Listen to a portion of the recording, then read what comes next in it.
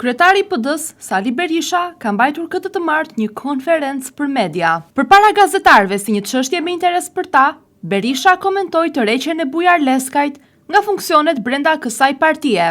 Funksione këto në drejtimin e kësaj partie si drejtues politik në qarkun e Vlorës. Berisha ka pohuar këtë fakt, ndërsa ka theksuar se kishte pranuar dorëheqjen e Leskajt disa kohë më parë.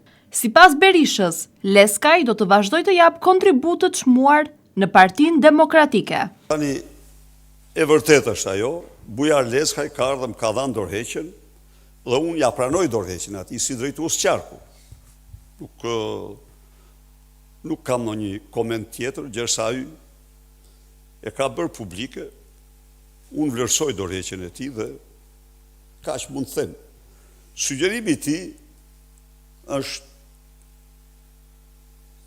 sugjerimi i tij, por si hap, unë këtë deklaroj. Zoti Berisha, për të rikthyer sërish tek raporti. Por ai do jap kontribut në PD, natyrisht jo si drejtues qarku.